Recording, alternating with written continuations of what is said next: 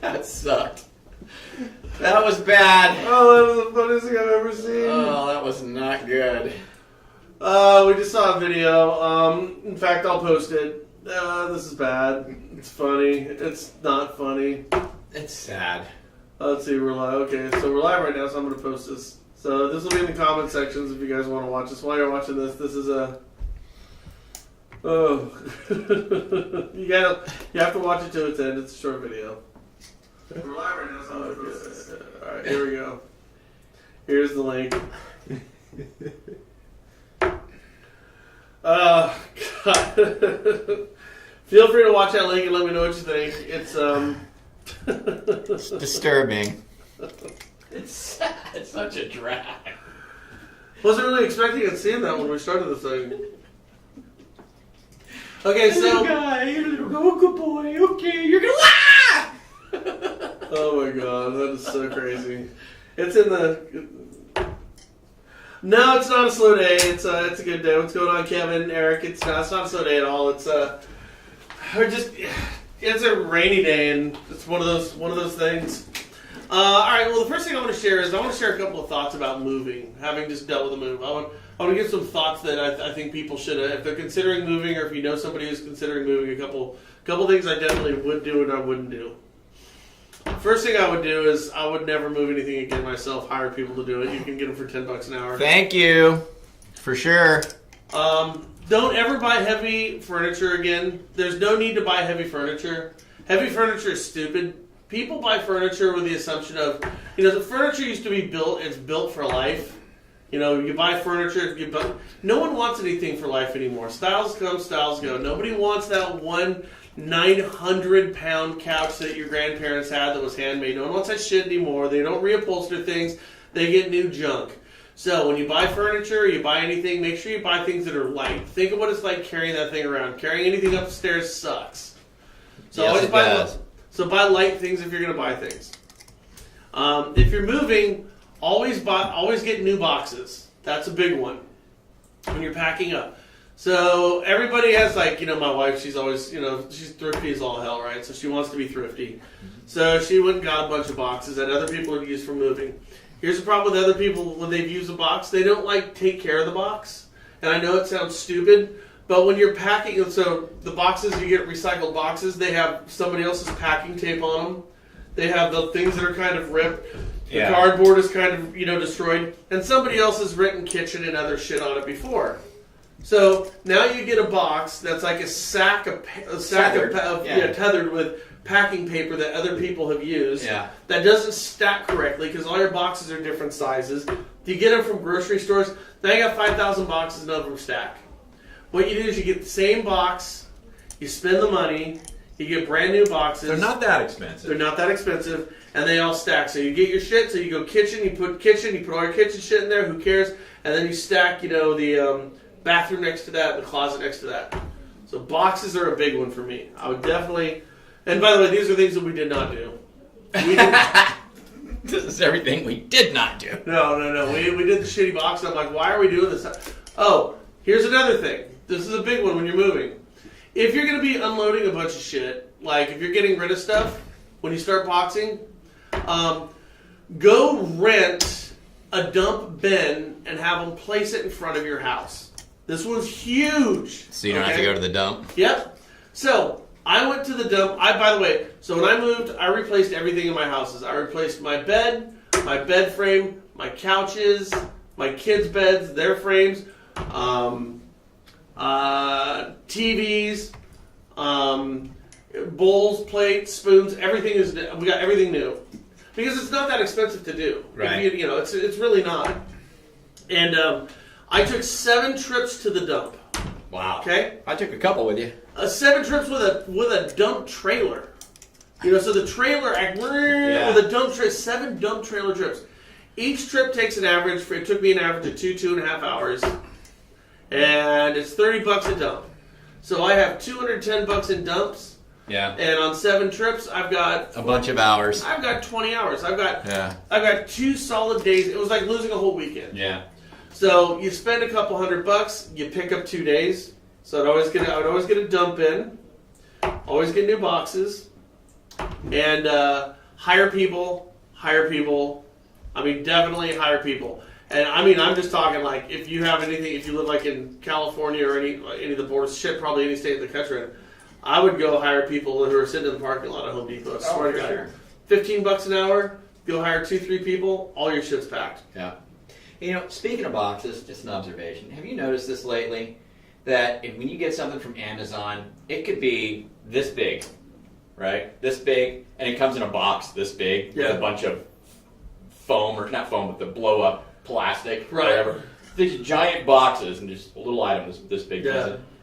It's kind of weird, isn't it? I was just looking at it and said, man, boxes must be cheap. The way they're buying it, the rate they're buying it, they're probably manufacturing their own boxes, for God's sake. It's probably just so inexpensive. Well, so when I was a youngster and I was going to high school, I lived out in this Clayton and Concord area. Okay, Clayton and Concord Clayton's a nice area. Right. Concord's a decent area. It's not ritzy, but It's got good spots and bad. It's got good spots and bad spots. When you kind of go around Mount Diablo to the other side, so Clayton and Concord are on this side of Mount Diablo. When you go to the other side of Mount Diablo, you go into Walnut Creek, Alamo, Danville, and that's when you get down to San Jose. Those are really nice. And then you're starting to talk big bucks. So the expensive area that people lived in over there is an area called Blackhawk. Right. Blackhawk is in Danville. It's where John Madden lives. It's where, a lot of the Silicon Valley people are at. It's the ritzy area in Danville. It's where all the 49ers and the Giants and the Warriors live and all that type of shit, right? Yeah. So, anyways, there's a private boarding school. I was friends with a bunch of girls who went to this private boarding school. And, I mean, I'm not kidding you. There were fucking princes from other countries and shit like that who were there. Like, the boarding school it was a high school. They probably had 200 students. Wow. And they had 200 parking spots, and all the parking spots were Mercedes. BMWs, Mercedes, top tier for 16, 17-year-old kids. Yeah. Anyways, so there was, quite a few of the kids lived in Blackhawk. They had rich parents, so they lived there. This is in the 90s. It's not as bad as it is now. Yeah. But, so I was privileged enough to hang out with the privileged. Right. And there's, a couple things. First of all, they thought us public school kids were the crazy ones with all the great drugs. Yeah. Not a chance. They had all the money. They had the great drugs. It was wonderful. We couldn't afford all the good drugs. They could. But the other thing is there was a girl who went there. Her name is Joy, right? Yeah. And Joy had, a 15-room house and this big palatial thing. And you know what her dad did for a living? Don't say mortgages. No. What? He invented the corrugation in cardboard. Oh, no kidding. So, you have cardboard that goes like this, right? And then you have that little squiggly line, yeah. He has a patent on that. No kidding. Yep. So then whenever anybody makes a cardboard box, He gets a little piece of the pie? Joey's dad gets a sliver of a penny. That's pretty nice. That's pretty good, huh? This thing, you make your money anyway. You figured out one thing, Right. and he's ridden that forever. Good for him. Bravo. Pretty crazy, huh? Yeah. So. Neil has zero interest in my moving tips. Well, Neil, Right. we can't be everybody to everybody all the time. Every day. Yeah. This is a live whatever podcast. And by the way, I'm bringing it up because, like I said, having just gone through this, these are things that just become very glaring to me. And I'll tell you, Neil, you may have zero interest in my moving tips right now, but if you move in 2 years from now and you use old shitty boxes and don't hire some Mexican to help you out, you're going to be like, you know what, Brian was right. I should have done that. Johnny Fowler, what's going on, brother? Johnny's going to be coming up here in the next week or so. Johnny, I want to let you know. We're thinking about taking me and Keen are talking about taking a dude's trip up the Washington coast through Portland, Oregon. It's basically about as long as it is driving from, say, I don't know, Nashville to Houston, which me and Johnny did before together, which was awesome. And so Kean's wants to hit you up and see if you wanted to do from Sacramento, California, up to the coast in Washington. It'd be brutal, but it'd be fun. So we'll just keep that in mind, Johnny. All right. So what's going on in the mortgage industry today? Well, let's talk shop here. What do we know that's good right now? what did we just talk about? Okay, let's go over some topics here. Let's see. I can't remember. Okay. Well, the first thing we did was the Bitcoin piece. Though I don't know, Bitcoin's interesting, and you can put this in the context of real estate. Is when Bitcoin, hit the, $16,000-$17,000 piece or bit, whatever it was. Yeah. Everyone was talking about, cashing in other houses and investing in Bitcoin as if it was never going to end. And then there were people who were talking about actually accepting Bitcoin for sale of their house. Yeah, that's true. That's gonna be your credit card has a weird charge on it call. Let's see. Hold on. I'm gonna grab this. You deal with that.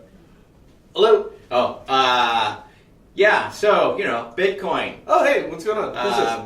I don't know. We've had this conversation Okay, a couple hold on of a second. times. Hold on. No, this is Johnny. Okay. Oh, it's Johnny. I saw the number 2. Hey, Johnny, you there? Yeah, I'm here. I wanted to tell you something. Here's a good topic, and I just turned off my speaker over here so you guys can hear me. We don't get feedback. So all over the news, we're seeing here in Texas that there is some crazy whacked out homeowners association in Sacramento, California. That can you still hear me? Yeah, perfectly. Okay. There's some crazy whacked out homeowners association in Sacramento, California, that somebody was allowing, allegedly, a family to stay in their garage, and the HOA caught them. Now the HOA has put together a new bylaw that everybody has to leave their garage doors open from 8 a.m. to 4 p.m., and if you do not do this, it's a $200 fine. So that may be something you want to do some research on and find out, because it's hitting the news like crazy over here, and we are just laughing like nobody's business. It sounds like something California would do. I mean, it really does. It's just thinking absolutely not 1 second, 1 iota of the unintended consequences. So everybody has to leave their garage door open all day long. Let me see. That's like a shopping mall for thieves. Well, or which store do I want to go into? Or, based on California's track record, it's a sanctuary for people that are homeless to go ahead and move on into those garages, while the doors are open. It's like you have to allow people to live there, you know what I mean, from 8 to 4. Here we go. Here we go. Yeah. And it honestly doesn't, Johnny, there's so many things about California that are progressive and insightful and leading the way. And then in the same breath, we do more dumb shit than I think the rest of every state in this country combined. But can you imagine the liability that they just opened up? I know. I don't want to leave my garage door open. So stupid for that off-the-hip decision on one person that let somebody live in the garage. Well, and the weirder thing about it is... By the way, think about this. By the way, this is a true story. This is, in fact, a real story. It's $200. The insanity comes from the Placer County, California, where a homeowners association apparently posted notice on the resident's door telling them of the requirement to keep garage doors open from 8 a.m. to 4 p.m. or just the time you're away to work and can't protect your shit. Yeah, exactly. Now, the good thing is we announced this nationally, so everybody who knows where this neighborhood is now, hell, you may even get some people coming from out of town just to go visit this neighborhood between the hours. It's like a 8 a.m. flea market. Yeah, we'll call it a free market. The thing is these homeowners associations, you've got a board, you've got directors, you've got people that sit on it. These things have to be voted in to change the HOA. It's a big deal at a homeowners association. It's not so easy. So you actually had multiple people sit around a table and vote aye. Well, but think about this for a second. It's how they say when you're a trial by jury, it's a trial of your peers. Okay, this is going to be fairly long-winded, so stick with me. I was watching this new Ellen DeGeneres show, where it's a game show. I love that show. It's super fun. It's the dumbest thing I've ever seen in I my know, life. I think it's hilarious. Okay, so they asked a question. Johnny, I'm going to play. Let's play a game here. Here's what. And by the way, we're going to beat them. Okay. Here's one of the questions they asked, and this is giving you a sample size of what your average American is. Okay, ready? Right. We're going to play the game. Yep. Yeah. Whoever fucks this up, you lose. Yeah. Name a state that ends with the letter A. Yeah. Johnny, go. Name a state that ends with the letter A. I saw this episode, by the way. Alabama. Yeah, California. Alaska. Oh, well, crap, I lost.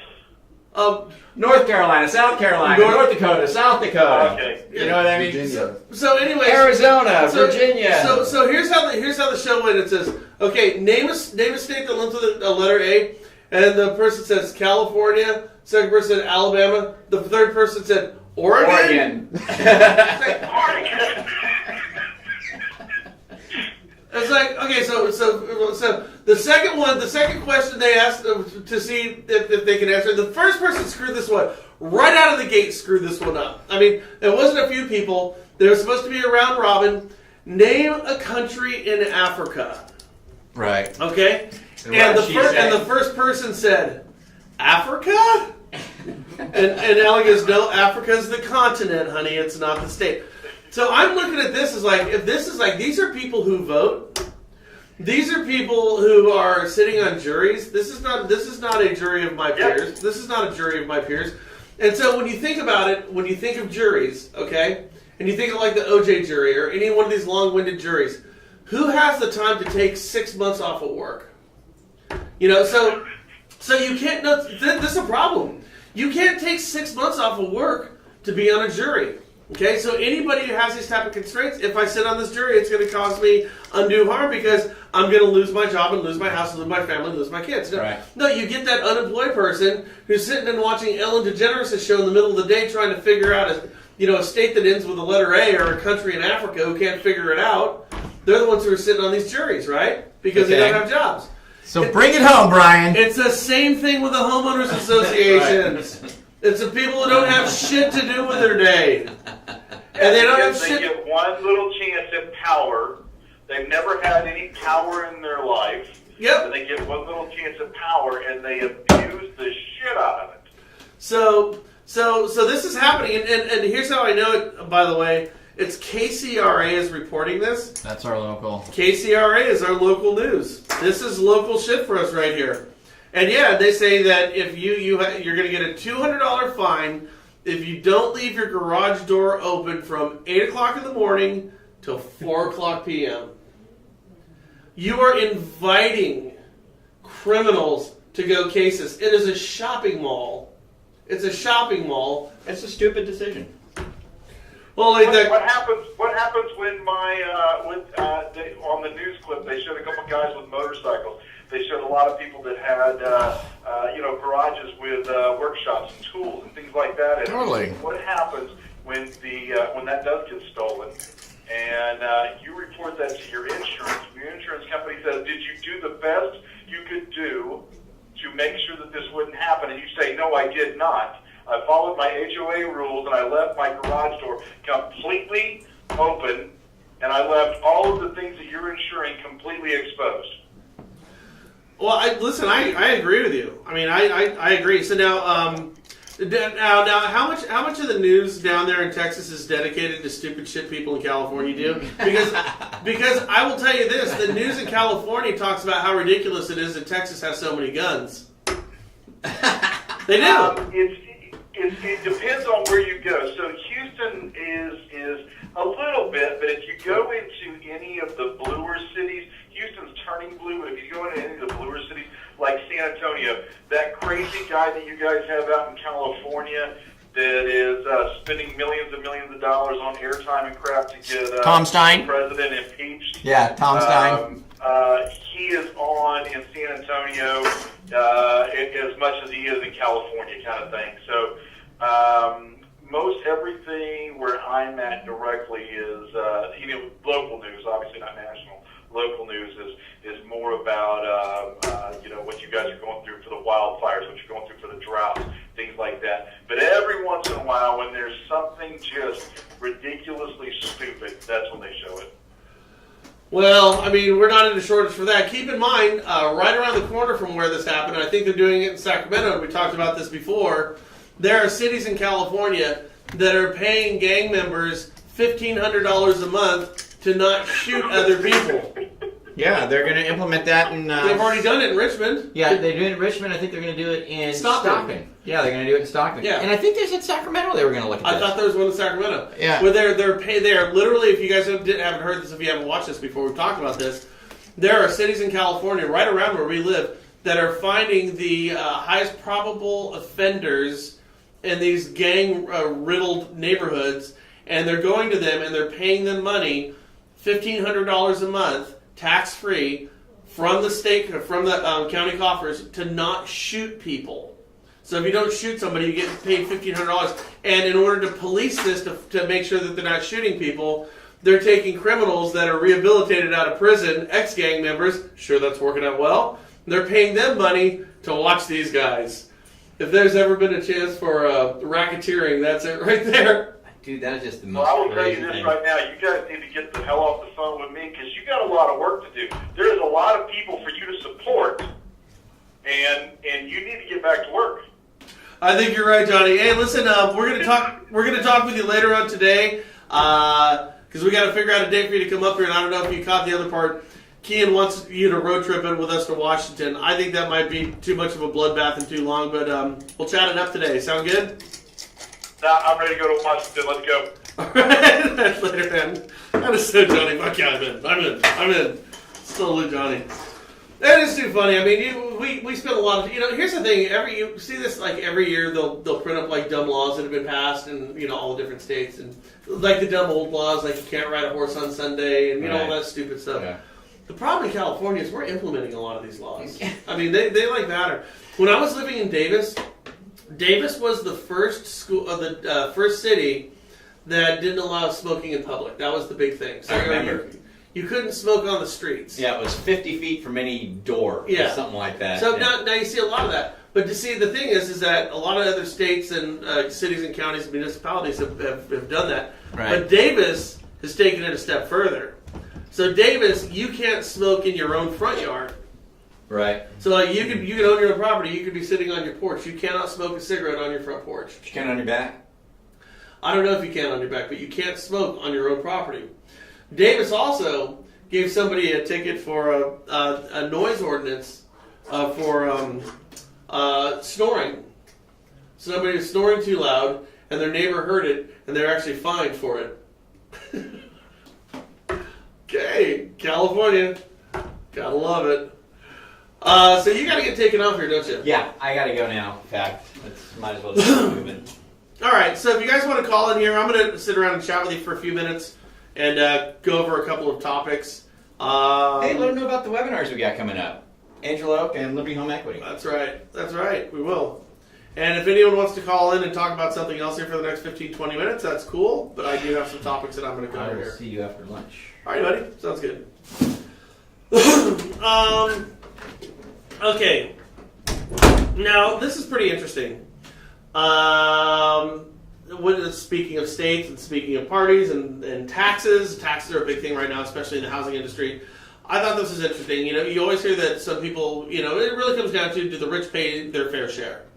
Depending on what side of the fence you're on there, is probably determines which way you voted. If you think the rich have paid their fair share, you're probably a red state. If you think the rich need to pay more, you're probably a blue state. So it always comes down to, how much do the rich pay? Are they paying too much or are they paying too little? Here's the question I got for you, Andrew. Mm-hmm. Are we asking the right question? Okay? Are we asking the right question? And this goes down to, you think about this, when you buy a loaf of bread, somebody's got to plant that seed. They're paying tax on the seed. They bought the land. They're paying property tax on the land. They've got to grow it. They're being taxed, through their water bill, through their electrical bill. They've got, in order to grow the wheat, they have to buy an earth tiller, and so you're paying for that. You're paying gas on that. You're paying gas tax. You're hiring somebody to do it. You're paying Social Security. You're paying, unemployment tax. You're paying all your taxes there. You grow the wheat. You harvest the wheat. You sell the wheat. Every step of the way, it's taxed. You move the wheat. The trucker is being taxed. The gas is being taxed. The roads are taxed. The bridges, the tolls are taxed. Then you mill the wheat. That's being taxed. Everyone's being taxed there. Then you turn it into a loaf of bread. Everybody's taxed along the way. Then you buy the bread is taxed. Ultimately, to bring a loaf of bread, if you were to think every single tax that's involved to bring a loaf of bread to market from seed to you, there's no less than 100 different groups that are taxed for that. Just for a loaf of bread. So your tax on your bread is not 7.5%. Your actual tax on that bread, when it comes down to it, is like 75%. Okay? When you consider all the taxes that have been paid to bring that over to you. So just an interesting point there. But here's my thing. When it comes to homeowners, think about this. When we do a blending of what taxes are paid in your average municipality across the United States right now, think of this. Your average municipality right now, your average county, your average parish, of their tax revenues that they receive, 41% of them are comprised from homeowners. So of 100, you have your pie, which is 100%. 41% of that is coming from taxes on that property. So 40 cents on the dollar is being paid only by homeowners, exclusively by homeowners. Okay. Now 28% of the revenue comes from income tax. Now I can't help but thinking here, income tax is also something that homeowners are going to be paying. So they're going to be paying a proportionate amount of that, which is going to be roughly 50%. 27% is sales tax. If you have a proportional number of homeowners, of that 27%, 50% is paid by homeowners as well. And then about 4% comes from business owners. And I would just venture to guess that most business owners are probably homeowners as well. So when you think about it in your local municipality, is it really a question of are the rich paying their fair share of taxes, or is it really our homeowners? Homeowners are paying a disproportionate amount of taxes for a community. So the question I have to you is, by the way, when that renter pays rent, and what's happening is the homeowner is taking that as earned income and they're paying taxes on that as well. So my question is, if you live in a city or a county that's short on money and they're looking for areas to pick up money, would it not be fair to hit the people who are paying the least amount of taxes, and that would be those that are renting properties? After all, if you were to give somebody who's renting a house and make them pay a proportional tax in terms of say 7% on the rent, okay, so 7.5% on the rent, you're paying $2,000 a month. You're going to pay $140 a month in taxes. If you did something like that, it would do two things. One of them, it would make renters pay their proportional fair share of the taxes for that county that you're living in. It would create a windfall of money for the county that you're living in, which means your schools get better. Your parks get better. Maybe your crime goes down. You're hiring more cops. You're hiring more, firemen. I don't know. But wouldn't it be fair to have renters then paying their fair share, considering that the homeowners are paying 41% of the taxes in your average community around town? Further, wouldn't it also spur more people to buy homes? If they're paying a tax as a renter, then just like we have the mortgage tax deduction that we always use when we're selling somebody, turning them from a renter to a homeowner, you get a tax break as a homeowner. Would it then not get more people to want to buy a house rather than stay in rent? Now, I brought this up because the numbers were high to me. I couldn't believe it. 41% of all taxes in your county right now come from your property tax. Property tax are homeowners. If 50% of your properties in your town that you're living in are being rented, should they not pay their fair share? Of course, you're going to put income restrictions on this. If you're making less than 80% of the median income, you're exempt from it, whatever the number is. But those who make good money and could pay for a mortgage if they chose to, they're basically being subsidized by those who own the homes. So just a question, I'd be curious to see what you guys think about that.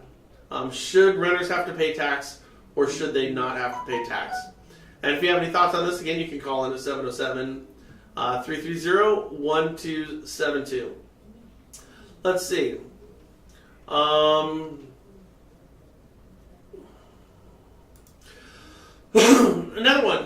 Another point, something to consider right now, is I saw a couple of reports here.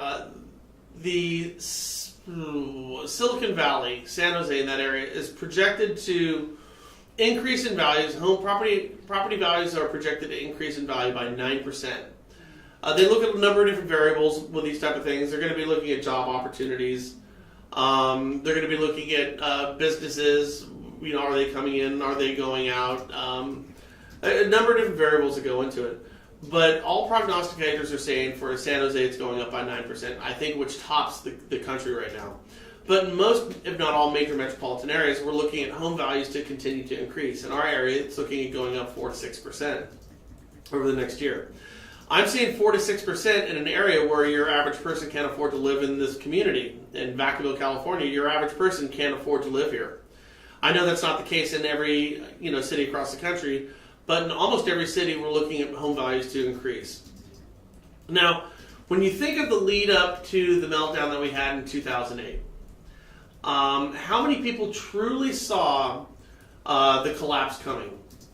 And there's a lot of Monday morning quarterbacks right now who say they saw the collapse coming, but did they in fact really see it happening? Because it was First Franklin at the time, and it was a few days before they went under. It was when in 2008 when we had the implodometer and all that was going on. I remember speaking with a regional manager and a couple of account reps, and I said, hey, First Franklin, I heard you guys are going under. And they said, hell no, we're not going under. We're backed by Merrill Lynch. I remember the conversation clearly. We're backed by Merrill Lynch. Merrill Lynch isn't going under. We're not going anywhere. In fact, we're getting on a jet tomorrow, and we're going to go play golf down in Florida. And, these are guys, thank you, by the way. These are guys who are in the middle of the company. They knew what was going on, how the company was run. There was no way they were going to fail. The next day, I always wondered what it would be like to have a conversation with them when they were on that flight down to Florida to find out that not only did they fail, First Franklin, but their parent company, Merrill Lynch, failed. And it was literally the next day. So when you have the John Thanes of the world, when you had the Angela Mozillas of the world, when you had all these top CEOs of all these big mortgage companies and investment companies who did not see this coming, in the run-up to the failure, how many people on the outside looking in truly saw what was going to happen in 2008? Again, everybody says they know it now, but that's a bunch of bull. Before the meltdown, very few people saw this whole thing coming. And I guess my question is are we kind of seeing the same thing right now? Because every hot market is preceded and followed by a slow market. That's just how it goes. And if you look at how our economy and with recessions and depressions, how it's gone, it looks like waves hitting a beach. They're consistent and they're always about the same size. It goes like this, up and down. And if we were to look at a graph right now of where we're at, considering we have something of a pullback virtually every 10 years, almost like clockwork. It's old faithful. Almost every 10 years, we're seeing some type of pullback. We are at year 10 right now. Okay, so we're in 2018. This whole thing happened in 2008. And if you chart this back 100 years, every 10 years there's some type of a correction. Yet all I'm saying is everything's going to increase this upcoming year. And I don't know if that's the case. One thing that I saw is there's a guy name is Neil Kashkari, and he's the Federal Reserve president for Minneapolis. And he just finished up with a symposium, and he's a Fed board president, guys. He's one of very few massively influential people in this country who can, in fact, change and dictate policy. Okay, so we're not talking about the people that you're going to see on CNBC and on Fox News and CNN who are going to go up there and spit what they think. This is a guy who sets policy. So he came back from his symposium, and he said two things. He said the first point he came across was that he has determined that banks are now, in fact, too big to fail. And that's the case. I talked about this before. We have no new bank formations in this country. Because of all the regulation and oversight that we've had in years past, bank formations, as we have seen consistently over the decades, has disappeared. It doesn't make sense for anybody to get into banking right now because it's not cost effective. Every year we basically see banks will come in and then some banks will fall off, like anything else. It's an oak tree shedding branches, yet it still grows. What's happening right now is we are shedding branches, but we're not creating new branches for our oak tree in the banking industry. So we have no new bank formations taking place in this country right now. And when the banks are failing, which, by the way, over the past decade, they've failed at a rate that's never been seen in this country before, what happens is that larger institutions go there and buy the assets of the smaller banks, hence making those banks even larger. So since 2008, as you guys have heard before, our larger banking institutions have, in fact, become larger. Banks now are larger than they've ever been in the history of this country. So the whole policy of too big to fail has failed completely. Banks are bigger, and Neil is correct when he says that. So what he wants to do is he wants to break up these financial institutions. Well, that's easier said than done. When we broke up other industries, the railroad industry, for example, when we broke that up, we saw the cost of shipping via railroad lines increased significantly. When the country was run by Santa Fe and Southern Pacific Railroads, we had two companies competing against each other, which were deemed monopolies. They owned 90% of the tracks in the country, yet the cost of shipping was relatively cheap. Now you've got 25 different railroad lines out there, and the cost has become more expensive because it costs more money to do in shipping for a smaller company to go ahead and operate than a larger company. Much like we see with banking. A lot of the larger banks, they can absorb the cost, the fixed cost of compliance a lot easier than a mom and pop shop of 25 people. We simply can't afford to go in there and put in all this, new regulations and have oversight managers who are paid handsomely. They simply can't afford it. So in some ways, larger institutions can deal with the fixed costs that are mandated by our government. It happened in the railroad industry, and it's happening in housing now. So if we break up some of the larger financial institutions, some of the larger banks that we have right now, I get it, they are too big to fail, and we have cauterized too big to fail right now. So in our country, if a large, systemically important financial institution fails, we will now bail it out, and that is the law of the land. So the whole idea of getting rid of too big to fail, that's also failed as well. It's now law. It's written law. But breaking these financial institutions up is going to make lending more expensive. There's just no two ways about it. You're going to see your meat, potato, 30-year fixed Fannie Freddie and your Ginnie loans are going to become more expensive. It's impossible for them not to. And it's not going to come from a loan level. It's going to be coming from the financial institutions. They would absolutely have to build in to cover the costs. Let me give you an example of why. If you have one financial institution and say they're paying $100,000 a month, and it's more than that, but say they're paying $100,000 a month for regulation and oversight. When we had Mike Soldati in here, he was talking about how they didn't have any type of regulatory and oversight panels in their office. Say you pay $100,000 for that one financial institution, and now you break it up into two equally yet smaller companies. That $100,000 fixed fee for oversight and regulation has now become $200,000 because they need to have a $100,000 one and they need to have a $100,000 one.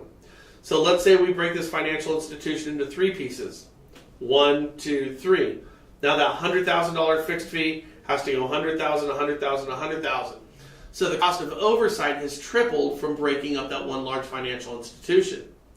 So if you were to take the top 10 financial institutions and break them into 4 equal parts, you would now have 40 companies and you would have quadrupled the cost of regulation and oversight. And because that $100,000 for the smaller institution represents a larger portion of its revenues, it means you're going to find the cost of that trickling down into a rate sheet, which means your consumers get to finance that fee over the next 30 years through their mortgage. So breaking these larger financial institutions up, though a good idea, maybe on some levels, to keep the taxpayers from paying for it, well, once again, as I just gave you an example, the homeowners will be paying for it. The homeowners will be paying for it in the form of a higher interest rate. That's just a fact. Okay. The second point that he brings up is, and again, we're talking about the Minneapolis Fed president. His name is Neel Kashkari. The second point that he brings up is he says that he believes that banks need to carry higher capital levels. That means they need to hold more money in the vaults. Okay. So how much money do they need to hold in the vaults? So banks right now, they're not just lending on the money that they have, they're hedging. They're lending more than they have, but they have to keep a certain level of reserves because it's believed something might fail, but not everything is going to fail as it did in 2008. So right now, we have Basel capital requirements. And these are capital requirements that are set, they're international levels where for not only banks in the United States, but international banks, because international banks, they work over here and we work overseas as well. So we've got capital requirements that are set at an international level. But Kashkari comes out and says that he believes that financial institutions need to hold 20% in their portfolio. So it's a 20% down on whatever money that they're lending out on. Well, that is extremely higher than any international levels that have been set. So now if we require our banks to carry 20%, that means they're going to be able to lend significantly less money. Significantly less. So there will be a pullback in liquidity. We will not be lending as much. When the banks are pulling back, what does that mean? They have less money to lend. When you have less money, money is a commodity just like anything else, like a banana, like oil, gas, whatever. It's a commodity. And when we have less of that commodity, the value and the cost of that commodity goes up. So if you want to use my money now that I've got just a smaller pool of it, I'm going to charge you more. And so that means that would also have an impact on rates, and we would find ourselves financing it over the next 30 years of our lives in our mortgage. So we have the Minneapolis Fed president who comes out and says, well, in the symposium, I've figured out 2 things that we need to implement right now. And this has legs. He's not the only person who thinks it. His banking friends hate his guts. He even said that. He goes, I had friends who I've lost over this because banks recognize how stupid this is. But there are people in our government, in the Federal Reserve, who think that he's right. He's a Fed president. He's one of few. And so if we saw the capital levels increase up to 20% as he proposes, and if we see breaking up our larger financial institutions with all the regulation and oversight that we currently have right now, we have 2 massive factors that would in fact push rates higher. And how high? I don't know, but they would go significantly higher. With rates higher, what does that mean? Well, it's pretty simple. With rates higher, we would see people's buying power would be reduced, and when their buying power is reduced, they can no longer continue buying houses that people are taxed for right now. Consider this.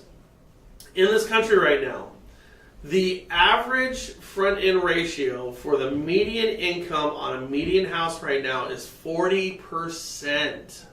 Okay? So the average sales price in your community for a house and the average income that a family is making, their housing ratio is at 40%.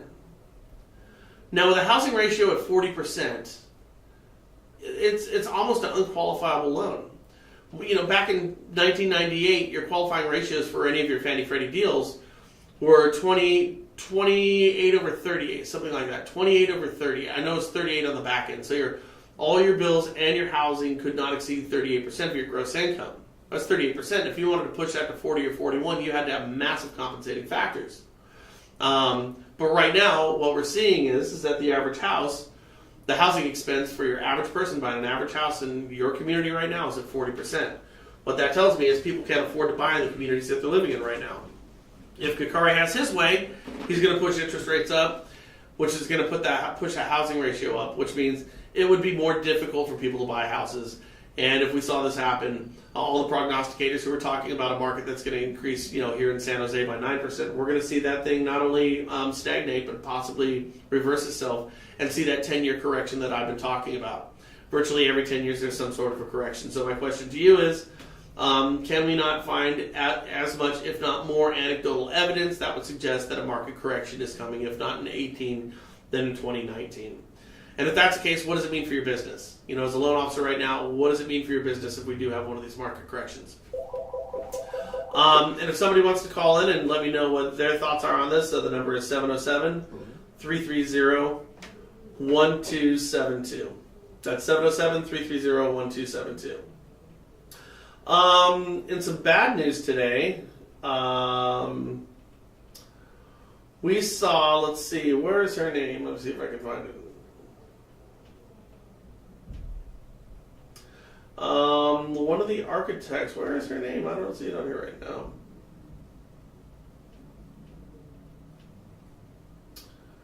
Oh, it'll come to me. Oh, it's right down here. So, I don't know if you guys saw this, but Lori Maggiano, she was one of the architects of the CFPB. She suddenly passed away, I believe it was last night or the night before. You might have met her. She was named one of the most influential people in the mortgage industry in 2012 and 2013. She's been eulogized by basically everybody who knew her in the industry right now. She was one of the architects and worked at the CFPB for a number of years. And she just passed away. And speaking of the CFPB, I noticed that Elizabeth Warren is back at it again. Elizabeth Warren, she says that she wants to get answers from the acting director's actions on what's taking place over there right now. This is really kind of turning into something that's fun to watch. You know, for the past 5 years, Andrew, for the past 5 years, how much have you heard me complaining about the actions of the CFPB? Just ripping my hair, going, "Oh my God, these guys they're crazy." Every day. Oh, every day. I mean, every day we would look at some of the actions that the CFPB would take, and we would scratch our head. Oftentimes, we would sit down and speak with these people who the enforcement actions were taken against from the CFPB, and some of them were insane. You know, in more cases than not, what we saw from the CFPB is they would go in with an action, and then they would leave without demanding any type of remedy for the reason they went in there in the first place. And we thought that was crazy. And with the CFPB, you know, we saw the whole idea of policy through punishment. That being, let's figure out what the policy is by finding somebody and punishing them and sending a message to the rest of the industry, this is what you shouldn't be doing. Rather than clearly defining what can and cannot be done when it comes to regulation, when it comes to policy, let's go out there and find somebody. We thought all this was crazy. We thought a lot of their lawsuits were crazy. You know, we thought what was going on with PHH was crazy, and we're finding out now that the Department of Justice and apparently the 12th District Circuit Court of Appeals for the District of Columbia agrees with us as well. But now Elizabeth Warren is coming back out, and she is demanding to know what the acting director is doing over there, what his actions are. Now, I find this really funny. Elizabeth Warren is somebody who's just become unhinged to me. She's, you know, I think 8-9 years ago I looked at her and said, "Wow, this lady, she's really pushing for the middle class." The more I listen to her, the more I think she's just pushing an agenda. And she, like so many people in Washington, is pushing a legacy.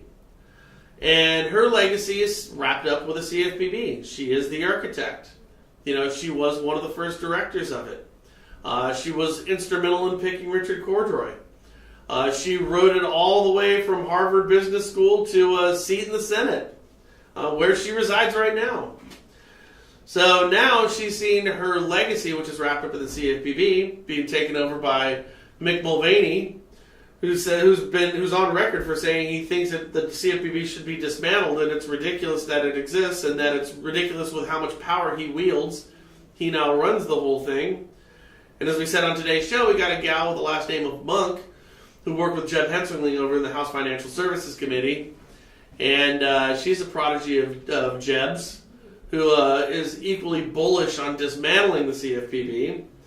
And old Mork over there, she's joined as the number 2 behind Mulvaney. And so we have basically had the Cordray pendulum, which was over here, with lots of regulation, lots of punishment, no clarity. And we have swung over here to the Mork and Mulvaney pendulum, where he's come out and said, "We're not doing anything." I don't know if you guys saw it, but when it came out with HMDA, you know, we had our January 1st, you know, you have to have all your new HMDA policies in place and how you're going to be running all the new HMDA stuff, which makes, you know, TRID look pretty easy. And all the lenders were going, "Oh my God, we're going to get fined. This is horrible. This is terrible. This is horrible." And Mulvaney comes out and says, "Don't you worry about it. Nobody's getting fined." And Mulvaney's come out and said that he put a freeze on everything at the CFPB for 30 days when he first started this. Other than what he had a statutory requirement to fulfill. Everything else, in terms of punishments, in terms of actions, and everything was put on hold for 30 days. So we get Liz Warren over here. I can just picture her ripping her hair out, banging on the door at the CFPB, going, "You have to tell me what you're doing. I'm a senator." And I think she knows what he's doing. He's made it very clear what he's doing, and that's nothing.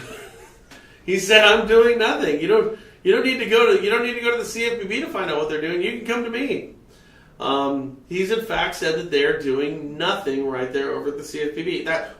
Andrew, not entirely true. He's chopping the income of all the employees over there. Oh yeah, he is. So he is doing that. He did put a freeze on hiring. So isn't he also putting supervisors on all of them? Don't they all have like? That's right. Oh, Don't they all look have at you. buddies? You're following this. That's a great point. Yes, he did do something else. He took one of his stooges. Battle buddies. He took one of his stooges and he paired him with the stooge that was working at the CFPB. You know, with the federal government, it's also almost impossible to fire somebody. Okay, so you have any one of your, employees over there, you can't just fire them. When the CFPB was formed, it was formed on a unilateral level, meaning every single person. This is true too. This is true. Every single person who was hired at the CFPB fell under the same party. They were every one of them. So everyone at the CFPB was idealistically very liberal, very high on compliance, very, very high on policy, and very, very high on new rules.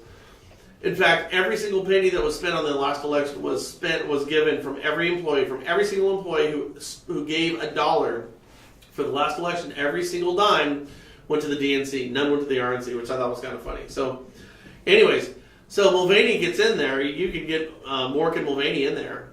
The problem is everybody is staffed with those who fall down different party lines, different ideological lines.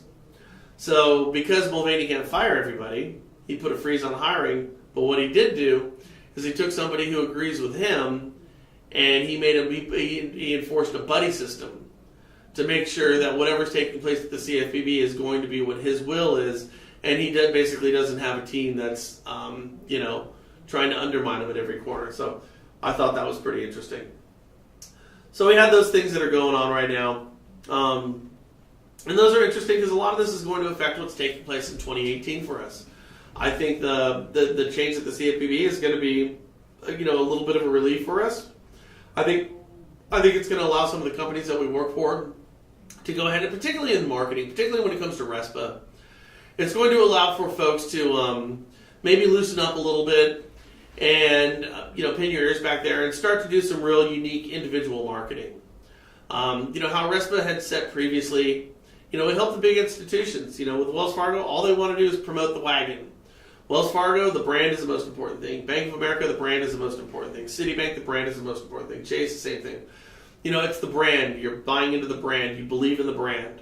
You're going in to these brick and mortar buildings and you're picking up your loans there, you're picking up your HELOCs there. So marketing with RESPA, how it was set forth under Richard Cordray, was very, very beneficial to the larger institutions. Smaller institutions and your regional banks, they really rely more on the individual than the brand.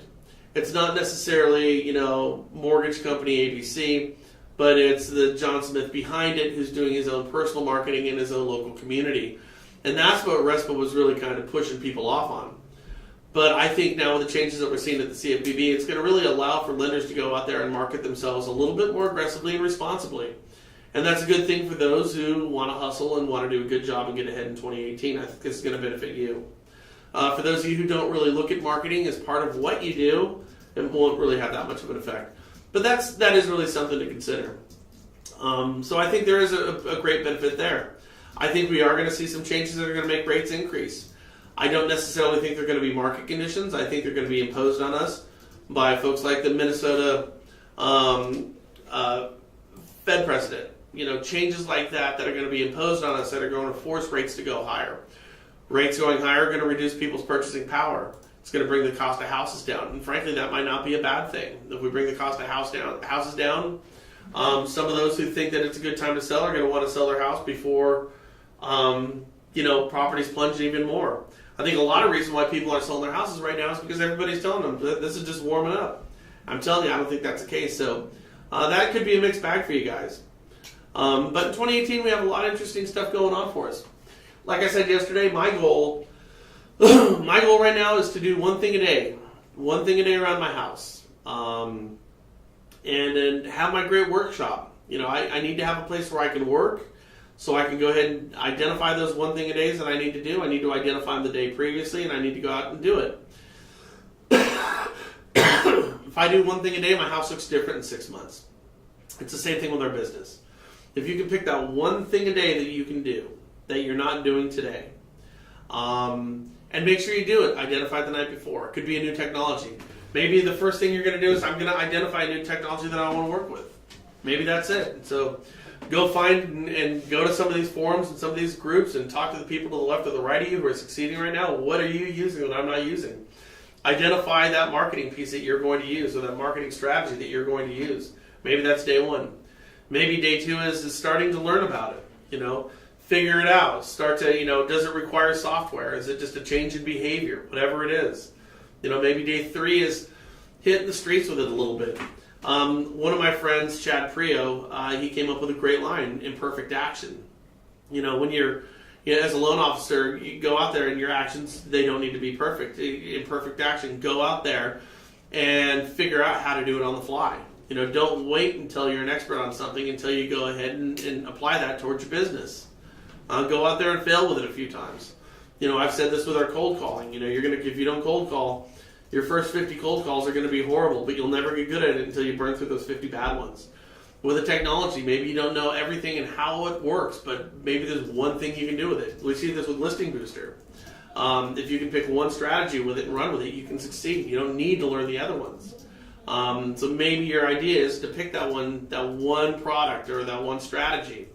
But if you do one thing a day that is actually and truly different than what you're doing today, it's going to help you succeed. That's where you need to be. It's because it's too easy for us to get caught up in, what we do on a regular basis. This became glaring to me over the past few weeks. With moving and my whole family getting sick, it was a damn bloodbath. I mean, it was, we went through 2 strains of a flu and a really bad flu year, my entire family, myself included. I mean, I didn't shoot a show for 2.5 weeks. It felt so good to not feel like crap again, just getting back to work. I was excited to get back to work. Because I didn't feel bad anymore. And it really kind of gave me perspective. Wow, look how it could be bad. It could be over here. So it made me realize, having my health and being able to go out and do these type of things and reach out to people and hunt down stories and work with new technologies and work with loan officers. I mean, it really did. It brought it right in front of me. Boy, this is what I need to be doing. So the idea is you want to be able to have that stuff figured out without, reaching those lows. You don't want to have to get sick. You don't want to have to fail financially before you figure out exactly what you need to be doing. The smart person does not learn from their mistake. The smart person learns from other people's mistakes.